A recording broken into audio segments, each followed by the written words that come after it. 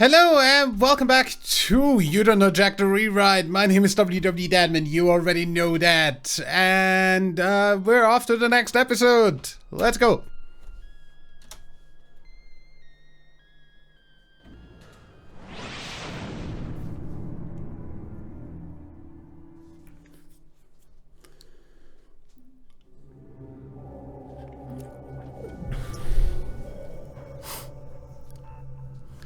How would you counsel Marie Curie on her research?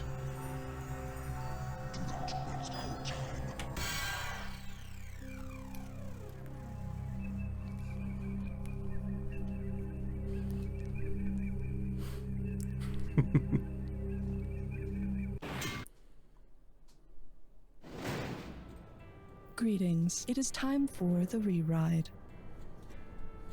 One player. It's always a treat when things can get close and personal.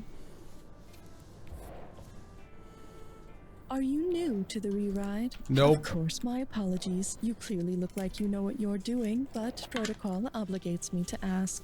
As you no doubt know, these are your buzzers. Yep. Please allow me to remind you that this is a non-profit fan project in no way associated with Jackbox Games.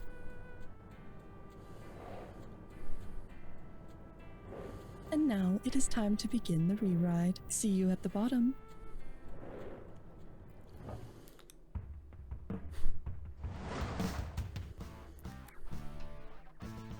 It's time for the show where high culture and pop culture collide. This episode of The Re-Ride is brought to you by Barry's Historical Beard Balm. Grow a mane like Karl Marx or a goatee like Gandhi. Distinction through facial hair, one follicle at a time. And here's your host, the ruthless ringleader of The Re-Ride, Conan Blankenberg. Welcome aboard, team player. So, you're all about sharing discoveries, glory, and radiation burns alike. Nothing screams team spirit like synchronized trips to the oncology ward. Just make sure your group photo is taken with a short exposure. Remember, if you start glowing in the dark, at least you'll never need a nightlight again.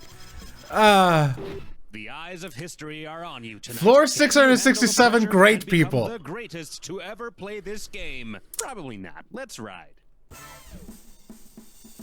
All right, everybody's waiting on you to pick a value, so go ahead and do it. Thank you, and here is your category. Getting healthy at horrifying scales. You ever tried to lose weight? The scariest thing about it is stepping on the scale every day. Suppose you buy a Muda scale to convince yourself you actually are losing weight. If you step on the scale and it reads 1.0, what have you lost? Control of your bowels, your ability to see color, a massive amount of blood, or your hearing. I don't know. I'm gonna... Sorry, that's wrong. Let me try that again. Sorry, that's wrong.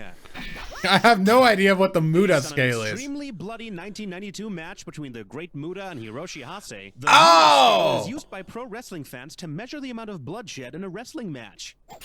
And while losing massive amounts of blood isn't... I never heard of that way to one. lose weight, it is a surprisingly effective way to lose everything else. Okie dokie, it's value time. Nothing to cry Like over. if I use anybody as a measuring tool Goat for simulator. how much people As bleed in the much as I ring, enjoy it would be watching Ric sports on Flair. TV, the one thing I can't stand is the endless time spent debating who's the greatest athlete of all time. There's just too many variables between different sports to properly compare them, but maybe I can offer a solution. Suppose you can only be considered the GOAT if you come from the country where the earliest known domesticated goats came from. Who would be eligible for the debate? An Iranian wrestler, a Kenyan distance runner, a New Zealand rugby player, or a Japanese baseball player? I don't know, Iran? That is a GOAT answer right there.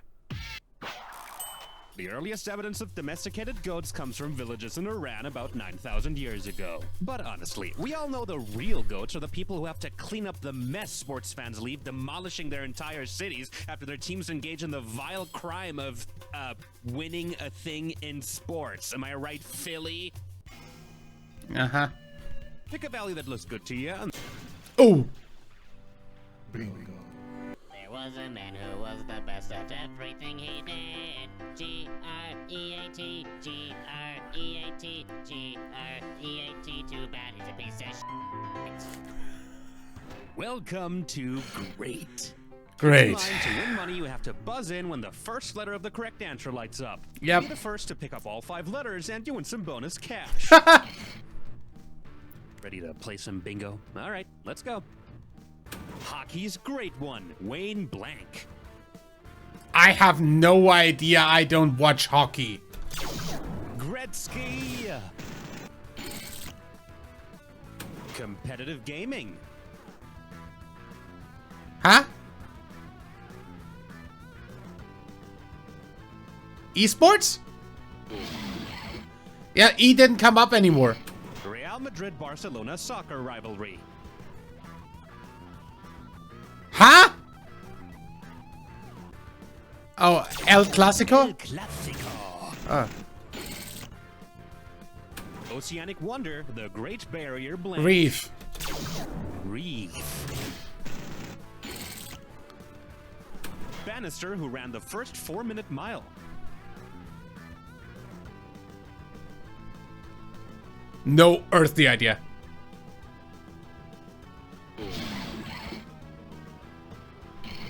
The greatest Mongol warlord. Genghis Khan? Oops. Genghis Khan. The music industry's greatest prize. Grammy. Grammy. Can you stop with the G's? Blank Book of World Records. Guinness. Can you stop with the G's? Top of the morning to ya.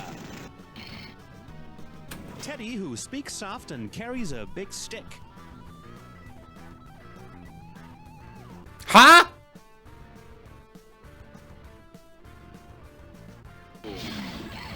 Oh. Hollywood's greatest prize. Oscar.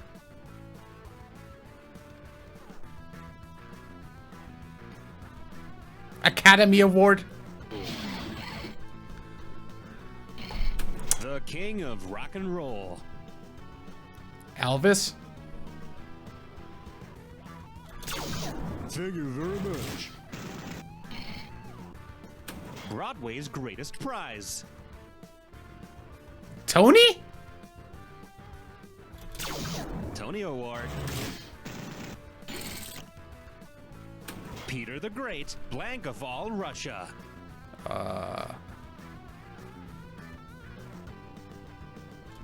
Tsar? Tsar. Yeah.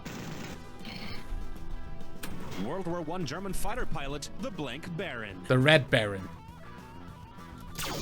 Red.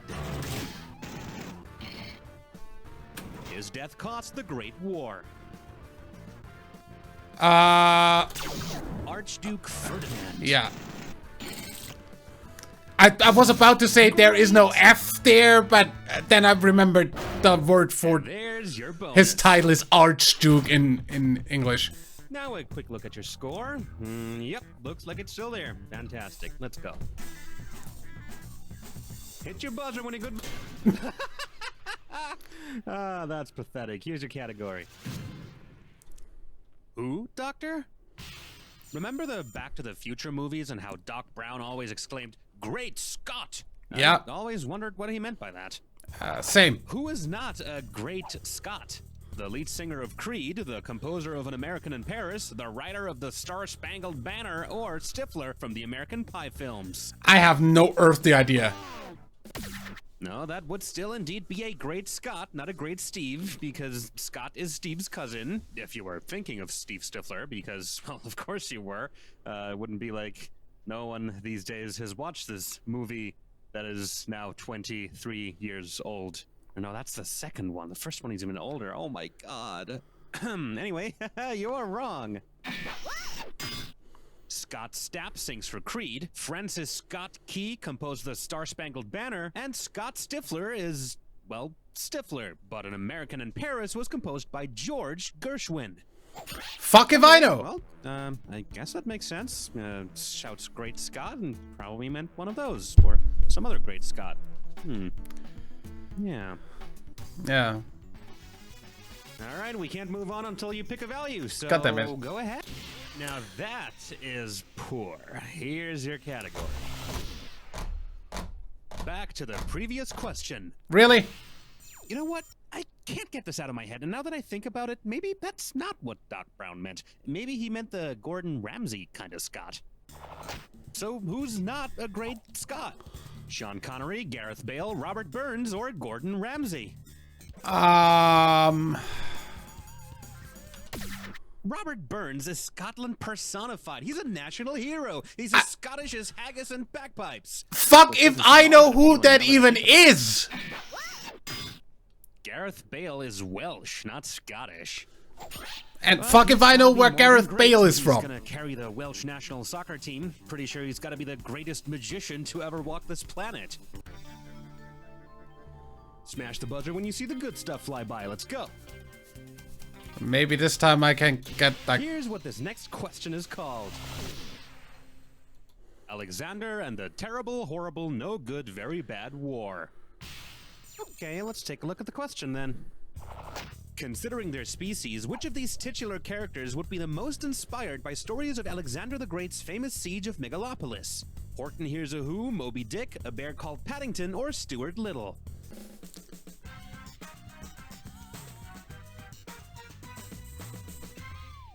Huh? Well, it's time to address the elephant in the room.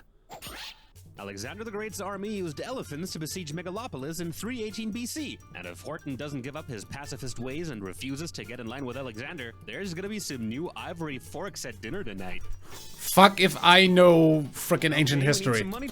Shamalama ding dong zinger dinger. Okay, alright, I think we all know what this is.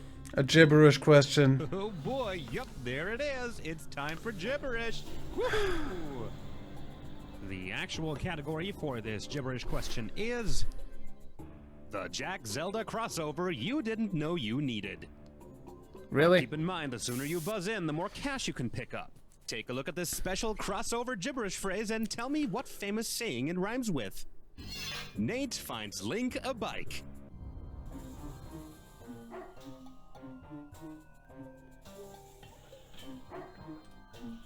First clue, it describes smart people. Wouldn't know a lot about that, would you?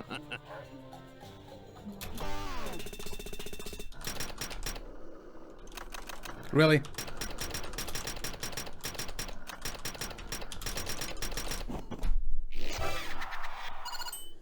Great minds think alike, but fools seldom remember that the saying ends with, but fools seldom differ. All right, we'll need some cash to play for. Hit your... It's time for... El Gatsby Tea. You know how the book The Great Gatsby takes place in the villages of East Egg and West Egg? No. According to LGBT slang, what would happen if Jay Gatsby, resident of West Egg, cracked his egg? He would lose his virginity, he would realize that he's a woman, he would get a vasectomy, or he would go vegan and stop wearing wool. Great answer. Cracking one's egg is slang for the moment one realizes they're trans. And since this is a serious topic, I'm not gonna make any jokes about it. I've got a question for you if you've got a valid. Is that really the best you could do?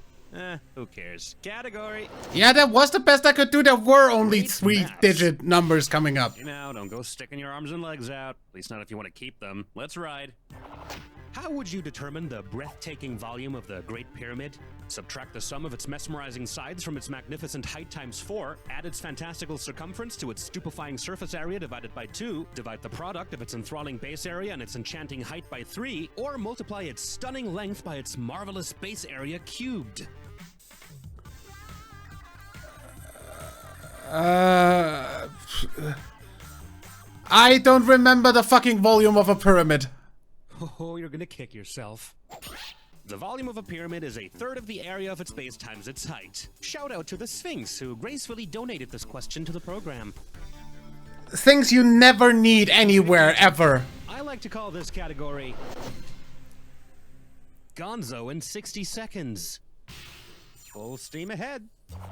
Suppose Gonzo the Great leaves the Muppets to pursue a career in Gonzo journalism. How should he research a topic?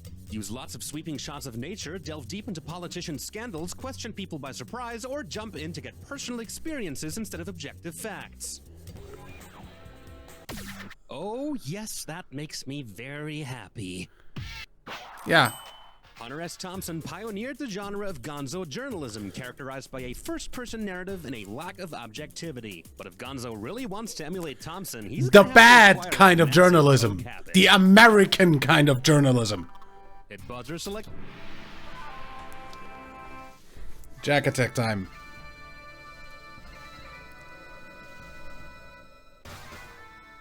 Your great moment has come. Here's your ticket to the history books. The Great Jack Attack. What kind of great stuff did they star in? Good luck. I'm not gonna get any of these. I have no idea who this is. If you ever wondered why I'm not doing the TV and movies one,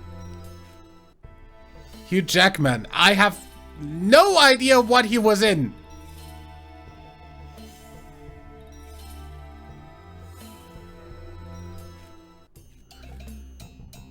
Denzel Washington is a name I know. I don't even know what the guy looks like, let alone what he played. Robin Williams.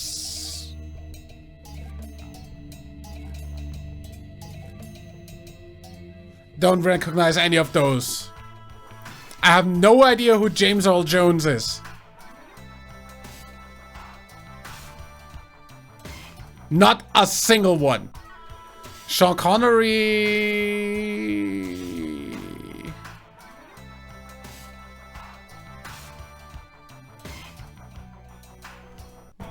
Didn't recognize any of the movies. I don't know what Charlie Chaplin played in. And I don't know who Steve McQueen is. Good. I told you I'm not gonna get any of this.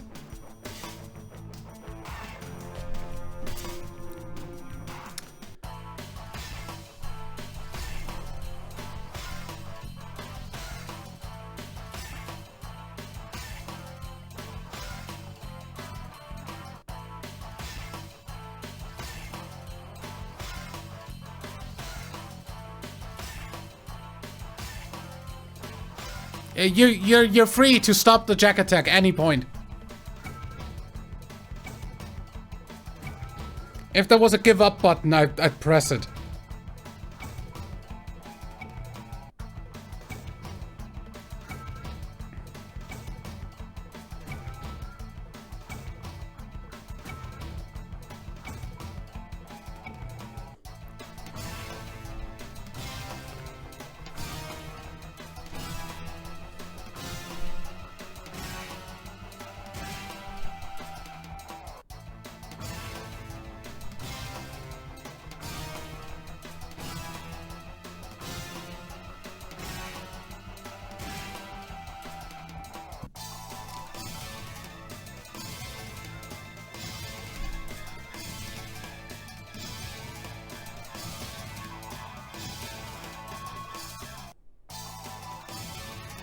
Are you really not going to stop it?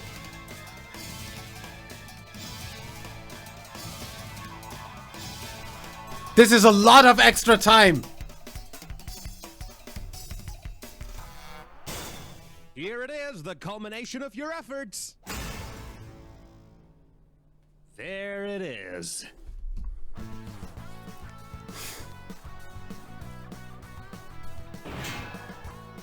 That's all you have to say? Okay. Then that's all I have to say.